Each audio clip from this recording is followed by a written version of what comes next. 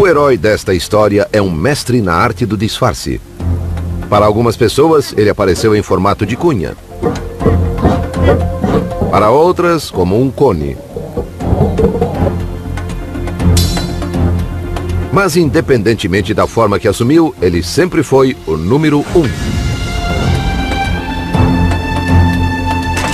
Sua história é a nossa história. É uma história de lutas, de sabedoria. Uma história sobre as origens dos números. Nós veremos como o 1 ajudou a criar as primeiras cidades, como ajudou a construir impérios e como inspirou algumas das mentes mais brilhantes da história. Também conheceremos sua participação no modo de funcionamento do dinheiro.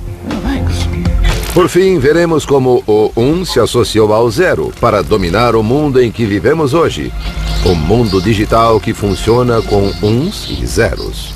These words that I'm now speaking were first written down on my computer using a code of 1s and 0s. Even my image coming into this digital TV has been sent through the ether as a series of 1s and 0s.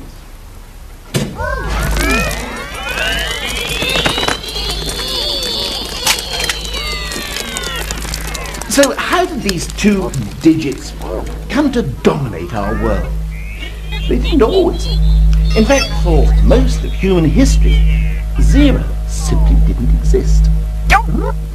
It's 1 that really counts.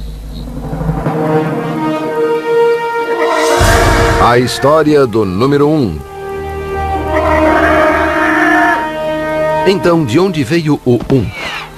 Bom, sua história começa no início dos tempos, há 3.042.659.000 anos.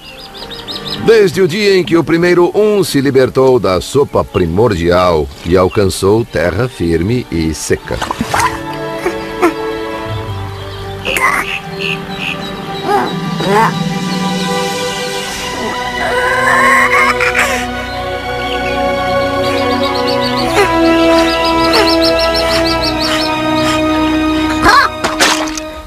Not really, just joking.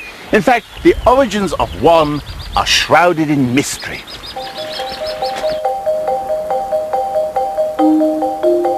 Trata-se de um mistério que somente nossos mais remotos ancestrais poderiam esclarecer.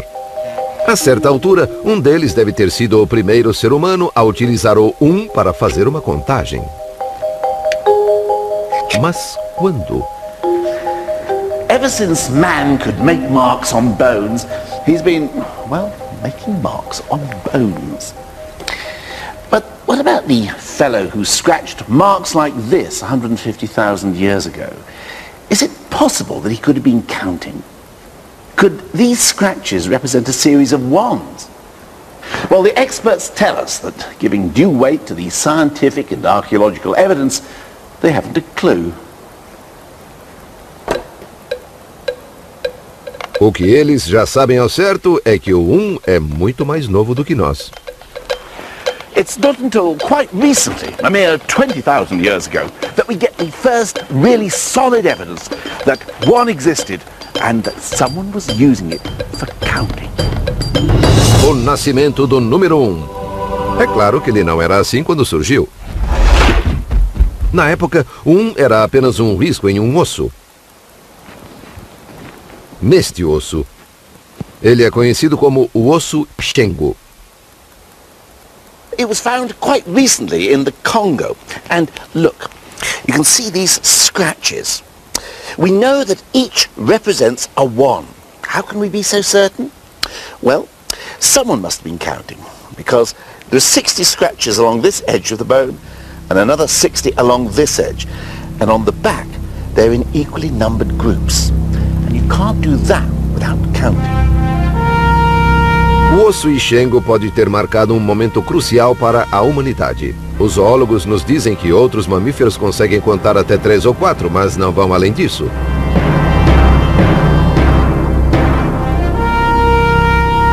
Transformando o 1 em um risco, nossos ancestrais foram capazes de contar até 4, 5 ou 6, se fossem sujeitos bem espertos. Na verdade, podiam contar o número de uns que quisessem.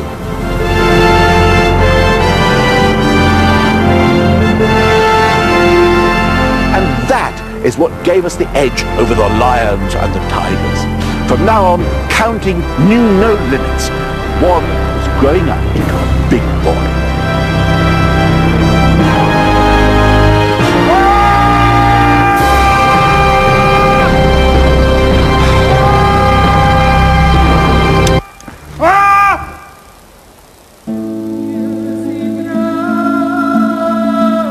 Nessa mesma época, os seres humanos estavam deixando a faixa da pobreza.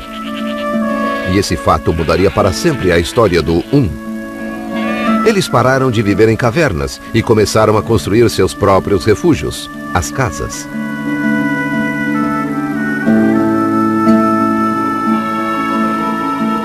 O próximo grande evento na vida do número 1 aconteceria na antiga civilização dos Sumérios no Oriente Médio, perto do ano 4000 a.C.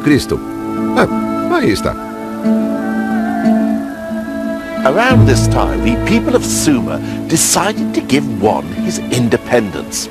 They stopped scratching him on a bone and set him free by representing him as a token. Essa transformação mudou não apenas a vida do 1, mas o curso da história. The invention of tokens allowed the Sumerians to do something that nobody had done before. If you add notches to a stick or a bone, you can do just that, add. But with tokens, you can take away. So, say you've got 6 chickens, and you eat 5 of them. Oh, look what you've got. Indigestion. No. You've invented arithmetic. It was the biggest breakthrough in one's life so far. But why did it happen here? To find out, we have to go somewhere where it didn't.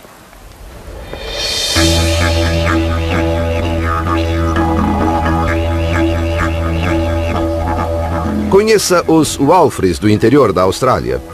Esse povo vinha tocando a vida aqui há 35 mil anos, mais ou menos, até que um antropólogo apareceu e notou que eles não usavam números. People get very interested in wordplay because in our language we don't use numbers. We have a word for one, but that's about it. Até recentemente, os Walfres viviam sem usar números. Mas como é que eles conseguiam? The things that you do in your world are done differently here. Take Jabulari here. He never grew up with any numbers at all. Never Jabulari. I'm not martada. Kienra. Kalau I'm not kodo. Pan. Bejan. Jabulari dá o nome de seus netos, mas não diz 4. Não faz parte do seu vocabulário. Pan. Walfres das velhas gerações não falam em termos de períodos exatos do dia, referem-se apenas à posição do sol. Nem falam em distâncias, porque sua terra não é mapeada com números, mas com canções, que contêm todas as informações que eles precisam.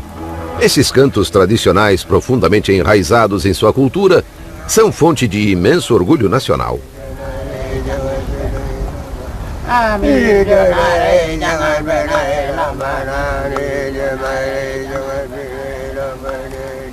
O fato é que na tradicional vida Walfre, eles não precisam de um sistema numérico, tampouco de aritmética. Então, por que do outro lado do mundo, 6.000 anos atrás, o povo da Suméria sentiu a necessidade de transformar o 1 em um cone e inventar a matemática?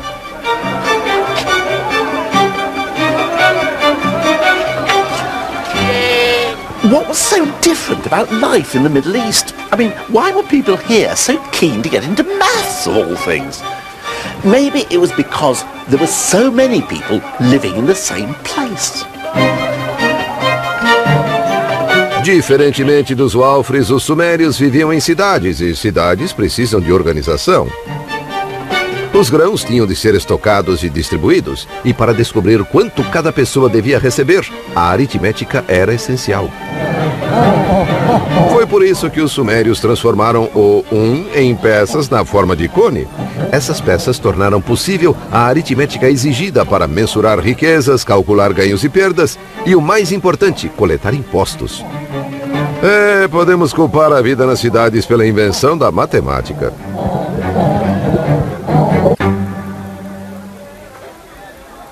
The ability to do arithmetic wasn't the only thing the Sumerians needed for their civic programs. They also needed to be able to keep a permanent record of their calculations. But hold on, the written word hasn't been invented yet. Numbers, it seems, were the world's first writing. Aconteceu assim. Números específicos de peças eram colocados em envelopes de argila por segurança. Os envelopes eram então fechados. Mas após fechar o envelope, como você se lembraria de quantas peças ele continha? Tinha um probleminha aí. Mas espera um pouco. Pegava-se outra peça para fazer marcas no envelope. Tantas marcas quanto fossem os cones colocados lá dentro. Então, alguma mente brilhante percebeu que o envelope não era necessário. Na verdade, nem os cones eram. Bastava simplesmente fazer as marcas diretamente em um tablete de argila e pronto, tinha-se o registro dos números. A noção de escrita havia nascido. Os matemáticos sumérios já conseguiam manter registros permanentes de seus cálculos que podiam se tornar mais complexos do que nunca. Poucas pessoas eram iniciadas nos mistérios dos números, e elas eram treinadas desde a infância. Tornaram-se uma elite poderosa e muito bem paga que até hoje nós valorizamos. Isso mesmo. O maior presente dos sumérios para o mundo foi o reverenciado contador.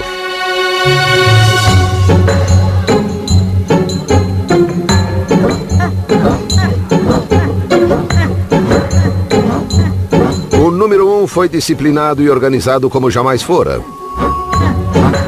Tornou-se uma ferramenta poderosa que podia ser usada, por exemplo, para construir impérios. Exatamente o que aconteceu com o número 1 em sua encarnação seguinte. O número 1 se torna uma medida.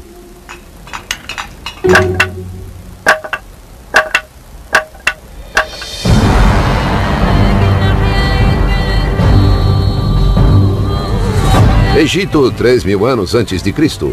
Nas mãos dos sumérios, o 1 havia se tornado parte de um complexo sistema de contagem. Os egípcios iriam estender seus talentos ainda mais. Além de caminhar lentamente, não sorrir e manter-se em formação, os egípcios amavam coisas grandes. Grandes edifícios, grandes estátuas e grandes exércitos. Também criaram números realmente grandes. E o modo como eles os escreviam nos oferece um fascinante reflexo da hierarquia da sociedade egípcia. Primeiro, os números do homem comum, do dia a dia. O número 1 era representado por uma simples linha. O 10 era uma corda. O 100, uma corda em espiral. Todos humildes números para os trabalhadores. Mas então vinham os números para os aristocratas, números para impressionar. 1,000 is a lotus, symbol of pleasure. 10,000, a commanding finger. And then the number for pharaohs, a number the Sumerians never even dreamt of. 1,000,000. The sort of number only a pharaoh would need to count his prisoners.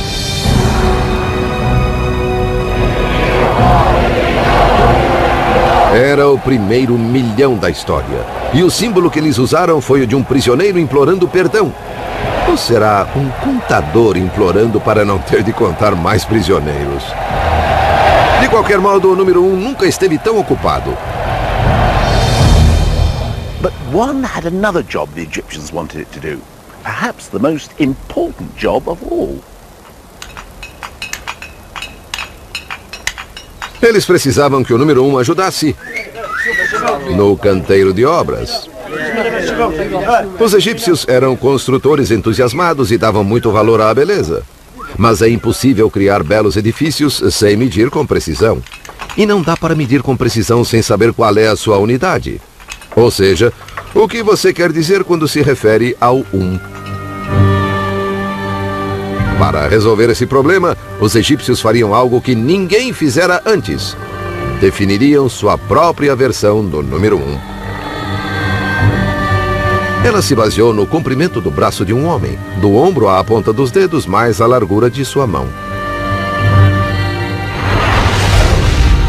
O número 1 passou a ser conhecido como cúbito, a medida para todas as coisas. A incontestável régua.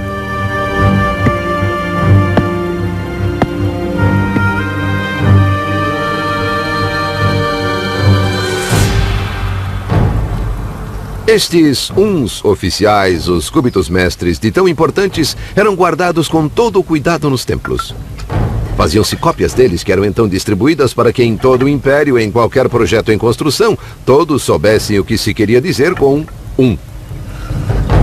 And with this simple measuring stick, the Egyptians were able to complete their vast construction projects with astonishing accuracy. Se o número 1 não tivesse se tornado o cúbito, algumas maravilhas do mundo poderiam ser, um pouco menos maravilhosas.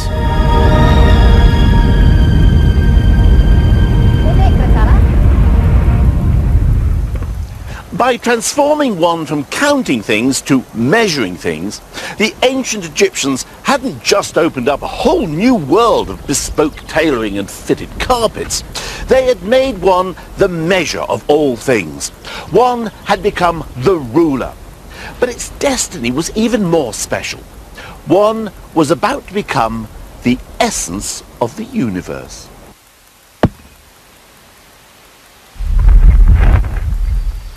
O número 1 se torna um deus grego.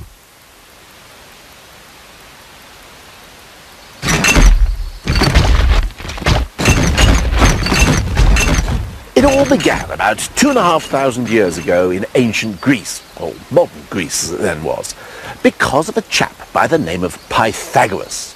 Pythagoras. Did he have a theory or something? The square of the hypotenuse in a right-angled triangle is equal to the sum of the... That's right, Pythagoras' theorem. A bit of a bore, I never quite understood it. Well, actually, I think that Pythagoras was a pretty interesting bloke. Oh, yeah? He had a school in which all his pupils had to give up their worldly possessions, eat only vegetables and swear never to touch beans. Why on earth not? Pythagoras believed that when you fart, a bit of your soul escapes. Amazing what you learn in schools nowadays, isn't it?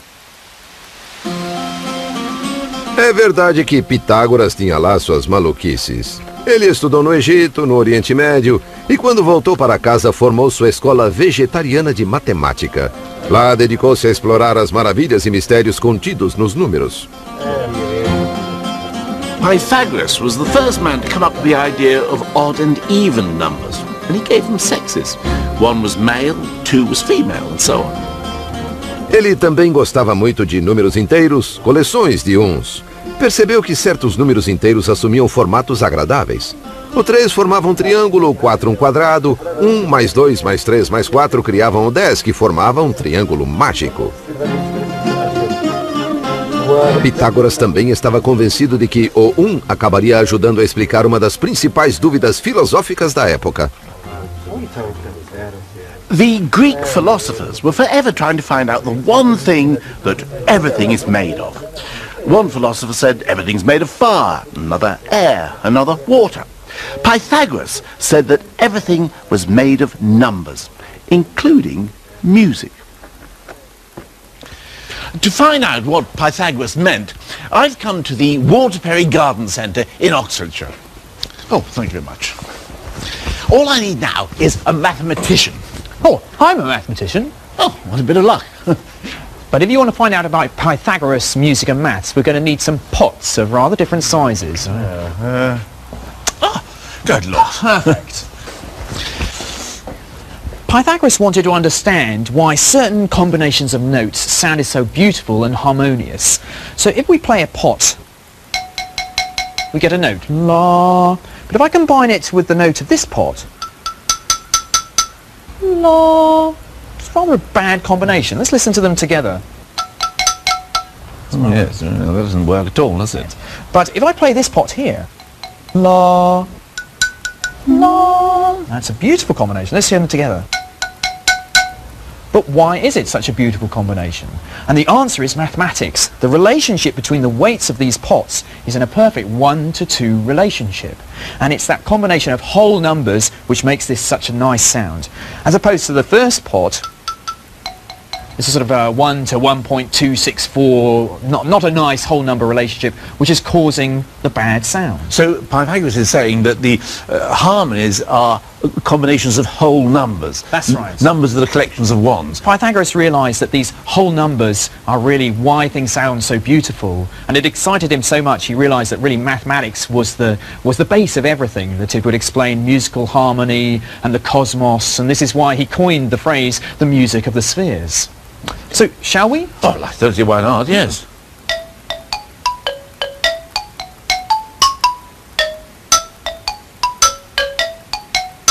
Se a beleza da música confiava nos números inteiros, Pitágoras concluiu, o mesmo deveria acontecer com tudo.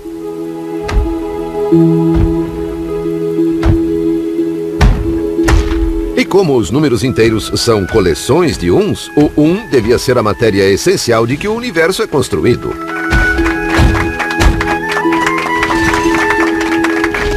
O número 1 nunca foi tão admirado. But ultimately, Pythagoras' whole belief system was doomed. And ironically, it was the triangle that made him famous, which was to prove his undoing.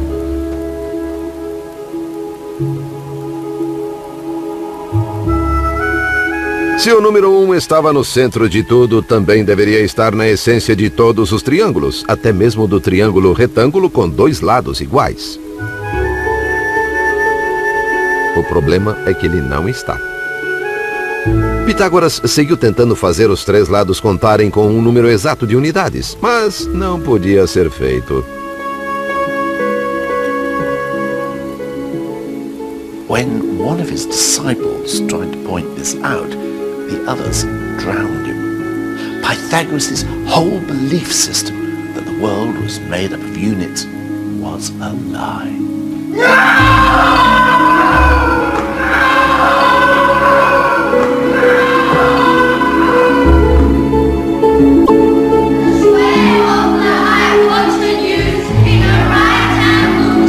Pobre Pitágoras, derrotado por sua forma geométrica favorita. O 1, porém, estava prestes a embarcar em uma nova carreira, só que antes teria de se tornar um pouco menos real.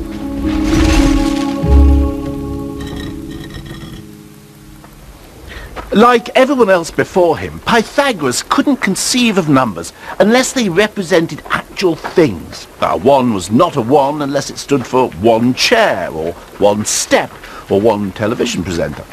But the mathematicians who followed Pythagoras broke free of these constraints.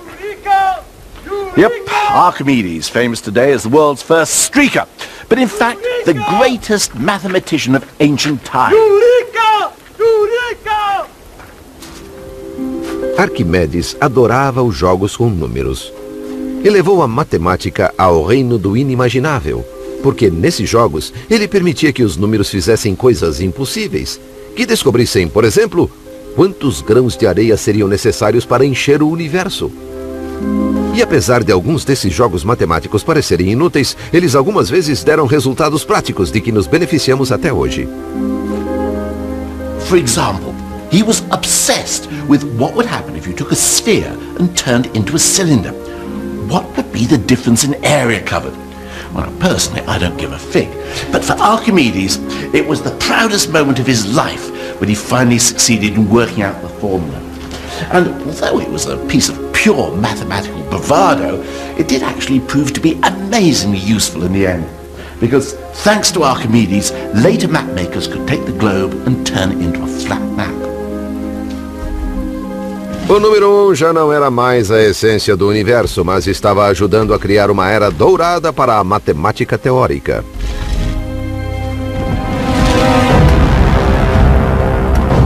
Uma nova força, porém, estava conquistando o mundo.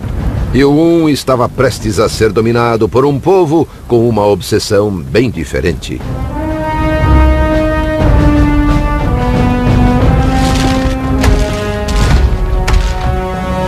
Arquimedes vivia em Siracusa, e quando os romanos invadiram a cidade em 212 a.C., ele estava no meio de um cálculo particularmente intrincado. Na verdade, estava tão envolvido que tudo o que conseguiu dizer foi: imploro que não perturbem este momento.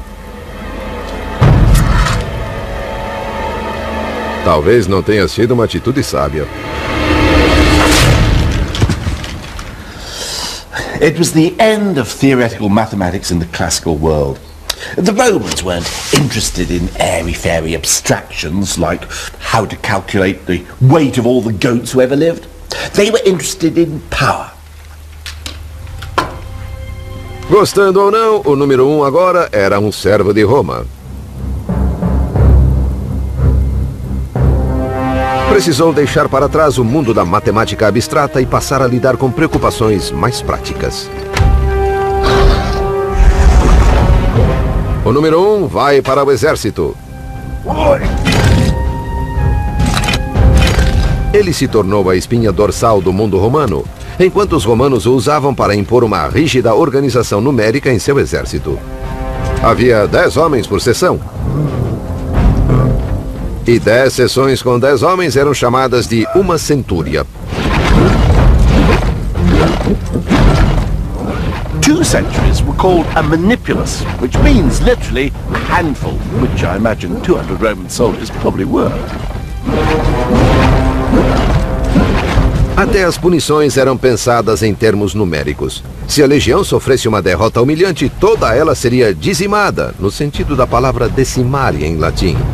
Fosse qual fosse a culpa individual, um soldado em cada 10 era sacrificado.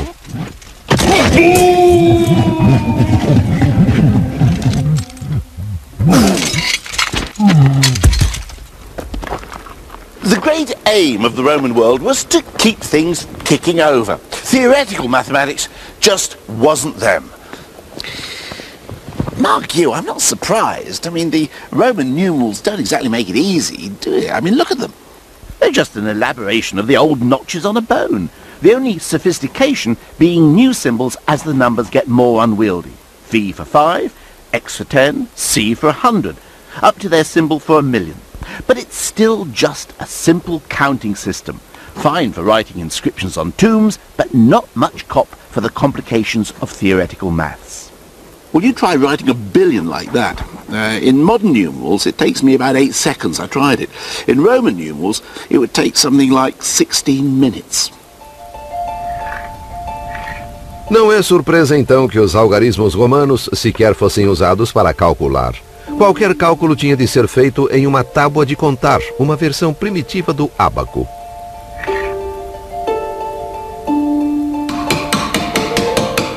Os numerais em si eram apenas usados para registrar os resultados. Talvez não seja coincidência que, diferentemente dos gregos, nenhum matemático romano seja celebrado nos dias de hoje.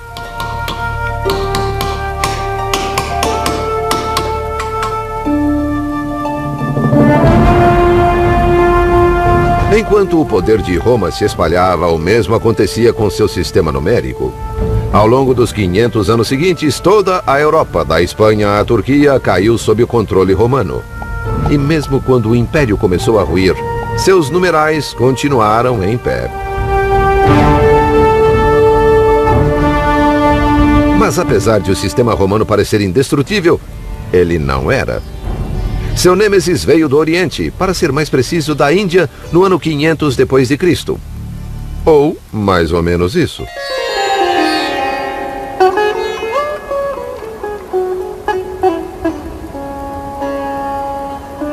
O número 1 tinha um primo indiano que costumava viver em uma atmosfera mais purificada. O iluminado. Os indianos pareciam se preocupar menos com a organização militar e mais em renunciar ao mundano e alcançar a iluminação. Mas o Nirvana não estava logo ali dobrando a esquina. Para alcançá-lo, era necessária uma jornada muito, muito longa que levava muito, muito tempo. E a fim de compreender essa ideia, os indianos criaram números estupendamente grandes.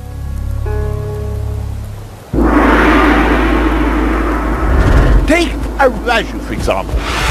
A raju is the distance covered by God in 6 months. If he travels 1,000,000 kilometers in every blink of his eyelid. Or how about a pallium? A pallium is the length of time it would take me to build a cube of lamb's wool 10 kilometers high, if I were to lay one strand every century. Here's one I made earlier. Well, these were the sort of numbers that could have made one feel, well, small, if he hadn't had a little help from his friends. Unlike the Romans, the Indians devised a system that could cope with vast numbers. They developed a different symbol for every number from 1 to 9. 1, 2, 3. Or if you do them quickly, you get Arabic numerals. नहीं है, अरबी नहीं है, ये हमारा हिंदुस्तानियों का बनाया हुआ है. हम लोग हिंदुस्तानी इसे 2000 वर्ष पहले से प्रयोग कर रहे हैं. He's right, you know. Os algarismos que usamos hoje são chamados de arábicos, mas na verdade surgiram na Índia desde o ano 500 a.C.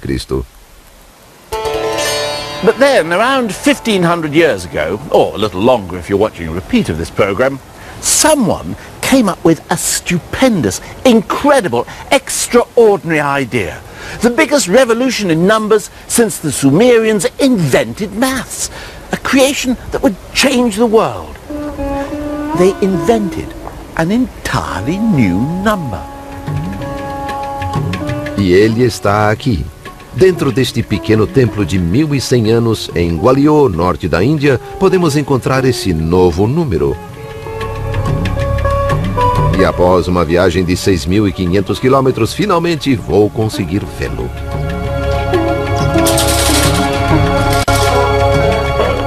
Nick, it's locked.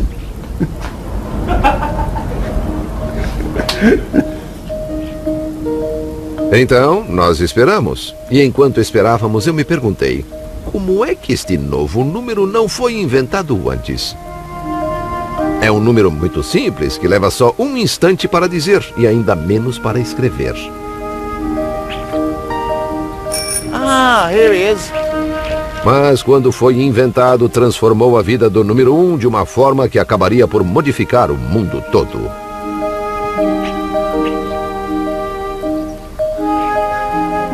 Here we are, the first undisputed example of India's greatest invention, the new number, the holy grail of numbers. 0. For the first time in human history, someone had made nothing a number. A inscrição diz que um jardim foi plantado para produzir flores para o templo.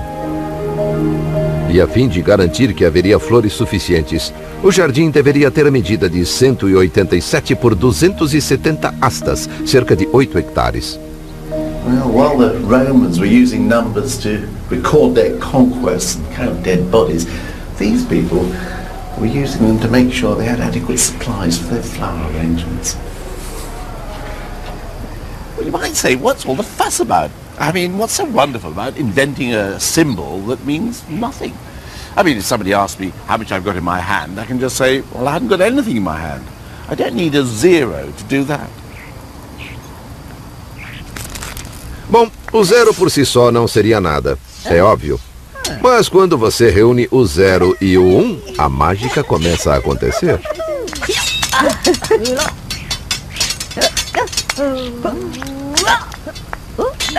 E quando o resto da trupe se juntou a eles, os resultados foram espetaculares.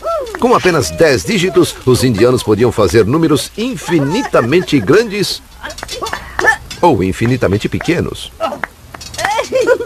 Os romanos não conseguiam fazer isso. One had found his perfect mate in Zero, and it was a partnership that was going to change the world. Com o resto do time, os dois permitiram que a ciência indiana avançasse rapidamente. Os astrônomos hindus, por exemplo, estavam séculos à frente dos cristãos.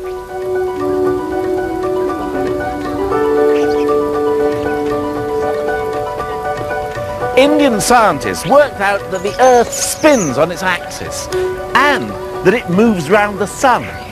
Something that open Europe, Copernicus, wouldn't figure out until 1,000 years later. Cientistas indianos também calcularam o diâmetro do globo e erraram em menos de 1% da medida correta. Tudo isso foi possível por conta do 1, do 0 e do resto da trupe de inúmeros artistas. Eles eram uma sensação, e sua fama logo começou a se espalhar pelo planeta.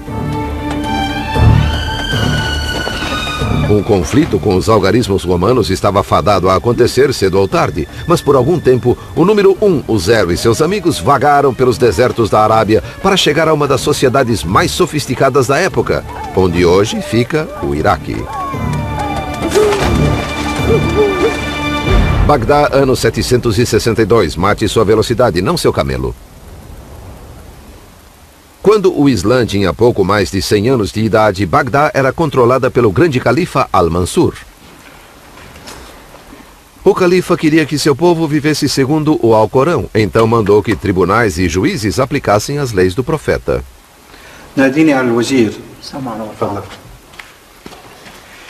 Now, the law of the Prophet is full of instructions that require serious mathematical calculations if they are to be carried out exactly.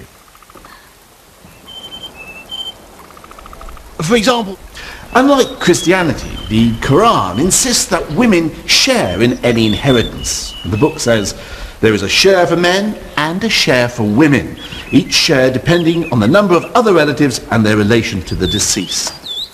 Working all that out required fractions and ratios, but these were people who counted on their fingers. Não é que eles não gostassem de aritmética, mas seu sistema numérico os impedia de evoluir. Um dia, no entanto, chegou à corte um embaixador da Índia. Ele tinha de dar ao grande califa algum tipo de presente, mas o califa era um homem de riquezas infinitas e era difícil saber o que lhe oferecer. Uma camiseta com a inscrição "Eu amo a Índia" não serviria, é claro. Mas o embaixador pensou muito no caso e decidiu dar ao califa o melhor presente que pôde imaginar: a beleza dos números.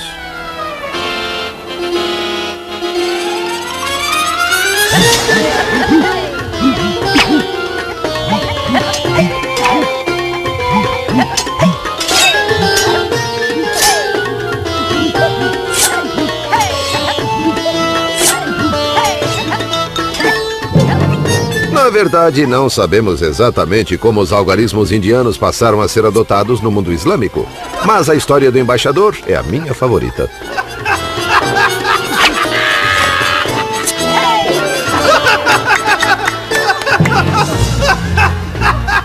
What we do know is that Muslim scholars were bowled over by 1, 0 and the rest of the troop.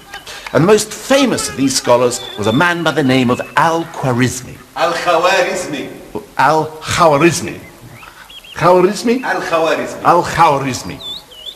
That's right.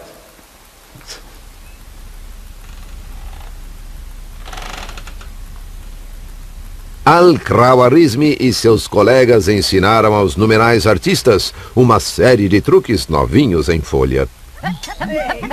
Equações de quarto grau, álgebra, logaritmos, raiz cúbica, contas reversas. Tá bom, eu inventei essa última, tá? Mas essas novas façanhas numéricas permitiram que cientistas, matemáticos e astrônomos alçassem novos voos no Oriente Médio. E a trupe indiana tornou-se um grande sucesso em todo o mundo islâmico. Mas do outro lado do Mediterrâneo, o mundo cristão ainda estava preso ao velho e estático exército dos algarismos romanos, que, como eram romanos, não abririam caminho para os novos invasores tão facilmente. Um confronto entre os dois sistemas era inevitável, e quando acontecesse, poderia mudar o destino do mundo ocidental. O número 1 toma a Europa. Argélia. O começo do fim dos algarismos romanos se deu nas praias do norte da África.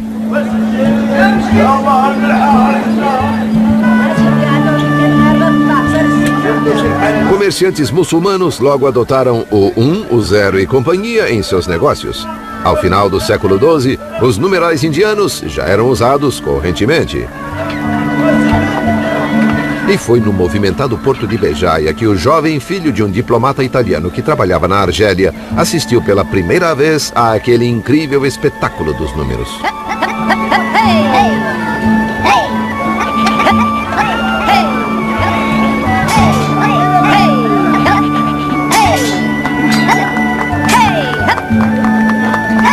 Quando eu fui apresentado à arte dos 9 símbolos indianos, aquele conhecimento rapidamente me agradou mais que qualquer outra coisa. E eu consegui compreender aquela arte.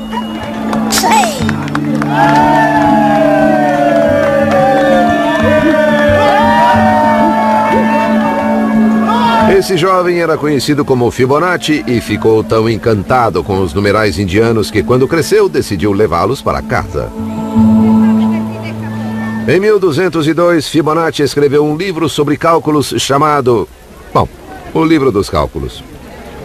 Ele é hoje considerado um dos maiores matemáticos de todos os tempos, e seu livro foi uma espécie de palco para os numerais indianos. Fibonacci wasn't just an ivory tower theorist. Part of his book of calculations was aimed specifically at merchants, showing them how useful Indian numerals could be for, say, calculating their profits. Você pode achar que isso não faria muita diferença, mas nessa época o capitalismo estava começando a tomar o continente europeu. O livro de Fibonacci era a leitura obrigatória. Infelizmente, as pessoas comuns se sentiam mais à vontade com os números antigos. Afinal, viveram com eles durante quase 1000 anos.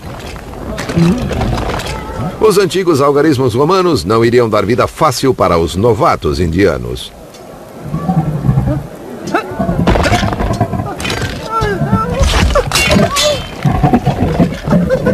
E não era só questão de tradição. Podia-se encontrar boas razões para a predileção pelo velho sistema. For example, many medieval Italian cities had their own currency. So every time I found myself at a new town or a new set with extras and costumes, as the case may be, I have to go to the money changer's bench, or banker, as it's called. O banco era uma tábua de contar, basicamente um ábaco com peças diferentes. Os homens que o operavam, os banqueiros, tinham de fazer o juramento de que não iriam trapacear os clientes.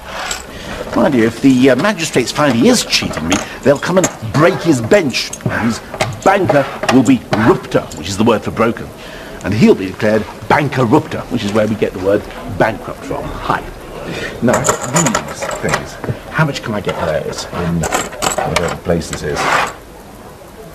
He's counting it now. It's reassuring to see he's using numerals I'm familiar with, which are Roman numerals, of course.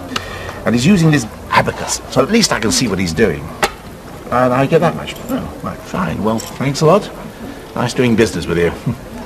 But what if I was to go over to one of the smart chaps using the newfangled Indian numerals?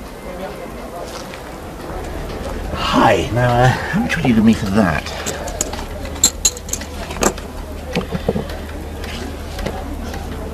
Now, you see, this is the problem. You see, as a medieval punter, I've got no idea what he's writing. I mean, no wonder people were suspicious. I mean, if my bank started keeping my accounts in Chinese, I'd be suspicious. Oh, thanks. I've got no idea how you arrived at that. But thanks anyway. Essa desconfiança se alastrou. Em 1299, a cidade de Florença acabou proibindo os mercadores de usar os novos números e contas. Eles teriam de usar os algarismos romanos. Mas nenhum número foi tratado com mais suspeitas do que o parceiro do 1, o 0. Um escritor chamou o 0 de um símbolo que cria confusão e dificuldades.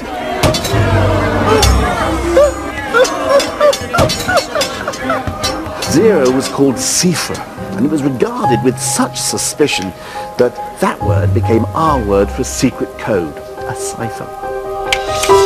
Mas os dias do velho sistema estavam contados. Suponho que podemos culpar a boa e velha ganância humana. Os tradicionalistas que lidavam com o ábaco e os algarismos romanos nunca precisaram calcular juros de empréstimos, porque a Igreja Católica dizia que cobrar juros era um pecado, a chamada usura. Mas vieram as reformas, e a Igreja passou a ser amiga dos negócios, e a eterna objeção cristã ao capitalismo pareceu simplesmente desaparecer. Então, nesse novo ambiente de empréstimos e cobrança de juros, quais seriam mais úteis? Os algarismos arábicos ou o ábaco? Bom, vamos descobrir. On my right, one first-class mathematician. On my left, one first-class abacist. So, supposing I lend someone £10 at 0.5% interest a month, how much do they owe me at the end of the year? Okay? Ready? Steady? Go! Kimi é abacista desde os 15 anos e está usando um ábaco moderno. Mas exatamente como se fazia no século XVII, ela arredonda seus números à medida que avança nas contas. Vamos esperar que ela avance para ganhar esta disputa. Marcos está usando papel e caneta e vem trabalhando com até 12 casas decimais. Vive no norte de Londres com sua adorável esposa e 3 filhos encantadores. Ele não é grande, mas é muito inteligente. Kimmy has got an answer. Kimmy. What's your answer? £10.60. £10.60. So compound interest after a year would be £10.60, and the abacus seems to have got there before the mathematician. Well, I don't want to put a damper on things, but I think that answer is actually wrong. I've got an answer of £10.61.6777664035 to be precise. I've actually picked up the subtlety of compound interest, which is it's a little bit each month, but it adds up, so I've got this extra 1.67p. Para o homem de negócios medieval, significaria a diferença entre ganhar e não ganhar a vida. Talvez por isso o usuário do ábaco neste desenho pareça tão pobre. As capitalism gained respectability, calculating interest and compound interest became de rigueur for any self-respecting businessman. And for doing that, even with an abacus, the old Roman system was simply no match for the Indian numerals. Então, séculos após Fibonacci tê-los trazido à Europa, os algarismos indianos finalmente derrotaram os rivais romanos.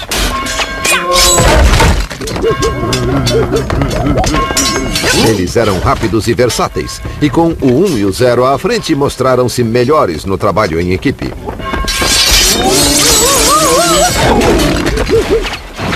Quando o fim chegou, bastou um empurrãozinho. Os velhos algarismos romanos estavam, enfim, na bancarrota. Mas o 1 e o 0 tinham planos ainda maiores para o futuro, que não incluíam os outros numerais. O 1 e o 0 vão sozinhos. Enquanto isso, a trupe toda dos numerais indianos tomou o mundo ocidental de assalto. Com eles, os navegantes europeus tinham mais facilidade para calcular latitudes e ousaram cruzar os grandes oceanos. Foi assim que acharam a América. E os novos números se tornaram o vocabulário dos bancos modernos. Mas ainda existia muito espaço para aquele velho problema, o erro humano.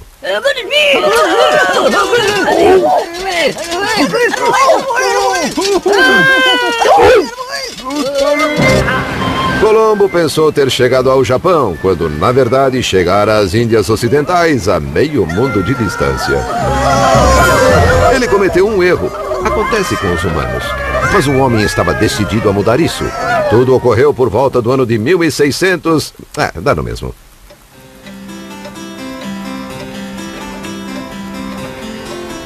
Gottfried Wilhelm Leibniz foi um dos maiores matemáticos de todos os tempos e decidiu livrar a humanidade de uma vez por todas da maldição do erro humano.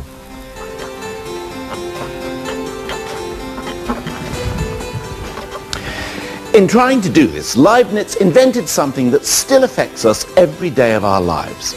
What's more, it's an invention that was to give our old friend Juan the chance to rule the world. Leibniz estava convencido de que podia exterminar o erro inventando uma máquina de cálculo mecânica. E, na verdade, construiu uma usando todos os numerais, do 0 ao 9. Mas então, teve uma ideia melhor, inspirada por sua filosofia. É verdade que se os grandes vazios e a imperfeição plena pertencem ao zero,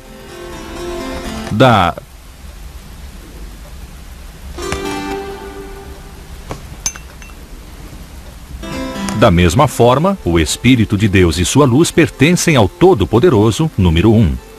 In other words, to paraphrase Leibniz very, very, very loosely, the universe is a bit like a Swiss cheese, which some of us have suspected for years. The holes are just as important as the cheese itself. So to construct the world, you need both something, good old number 1, and also lots of nothing, which is where 0 comes in. Leibniz estava convencido de que o 1 e o 0 eram os únicos números de que as pessoas realmente precisavam. Com esses dois números, segundo ele, era possível alcançar qualquer sonho matemático e, além disso, eliminar a possibilidade de erro humano. Então, ele se livrou dos outros números e elaborou um sistema que utiliza apenas uns e zeros. É o chamado sistema binário. Wait a minute, how could you possibly express all numbers just with a 1 and a 0? I think it's time I spoke to someone who knows what he's talking about. Marcus! I need to understand the binary system. Binary. Okay, let me give you a number in binary. Okay. Here is the number 9 written in binary. So this is just using ones and zeros Ones to and express zeros. any number. It's just zeros and ones.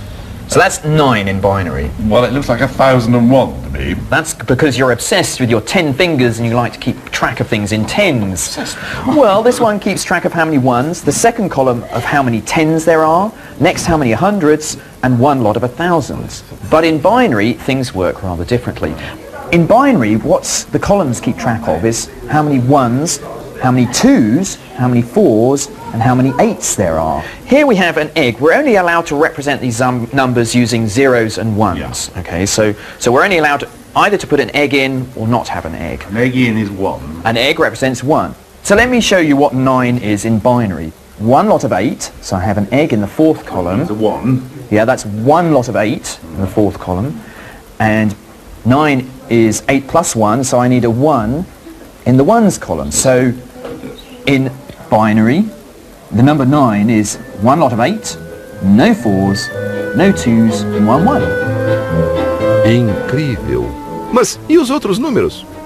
Bom, após apenas 3 horas de aprendizado, eu percebi que era possível, afinal de contas, chegar a qualquer número usando apenas uns e não uns. Além do mais, eu me convenci de que não é preciso fazer tudo isso com ovos.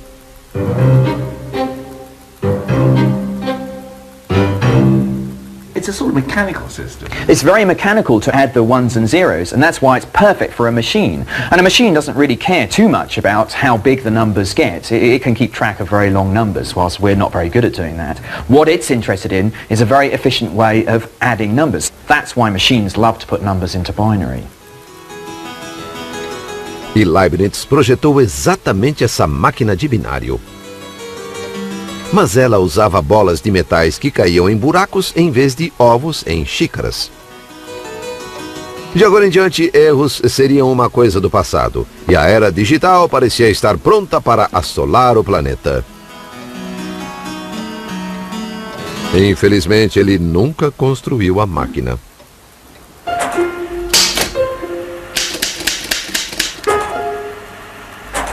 O 1 e o 0 teriam de esperar mais 265 anos para voltar a ser o foco das atenções. Sul da Inglaterra, 1944. Meet Colossus, the world's first working binary computer. It's Leibniz's dream made real. But instead of dropping metal balls into slots, Colossus is electronic. In here, 1 and 0, something and nothing, have finally come into their element as electrical currents, on and off. O Colossus foi criado durante a Segunda Guerra Mundial e instalado no Centro de Decodificação Britânico em Bletchley Park. Tem 1.200 válvulas, quilômetros de fios e centenas de componentes mecânicos. Mas exatamente como todos os computadores de hoje, o coração desta máquina são uns e zeros. Em seu formato binário eletrônico, o 0 e o 1 realizavam milhões de cálculos rapidíssimos, o suficiente para decifrar os códigos inimigos antes que os alemães tivessem apontado seus lápis. Thanks to Colossus, the Allies knew what the German messengers said even before Hitler did. And it may be that this extraordinary contraption helped shorten the war by as much as 2 years. A tecnologia que surgiu em Bletchley mudou o nosso mundo para sempre. Você se lembra de todas aquelas razões para usar e entender os números?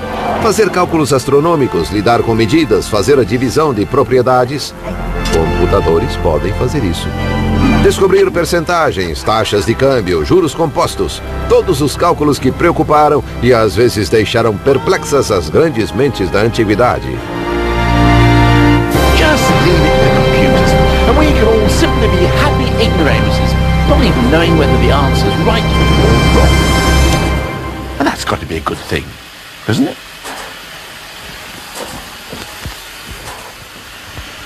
Terry? Where are you going, Terry? I say, you're not leaving me, are you, Terry? Terry! In the computer age, our whole world runs on a stream of ones and not ones. From our bank statements and medical records to the barcode every time I buy a tin of cat food. And the rest of the numbers can be consigned to the dustbin of history. 1 and 0 are all we need. The old performing duo have come out on top.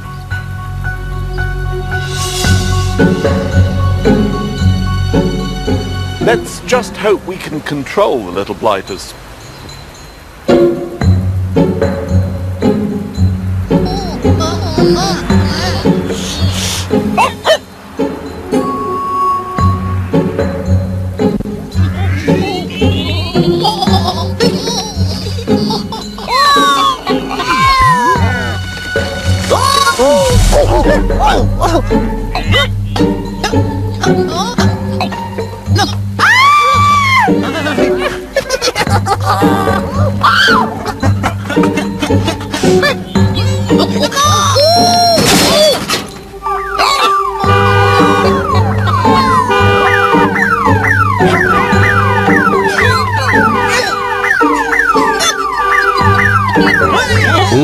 Ou 0.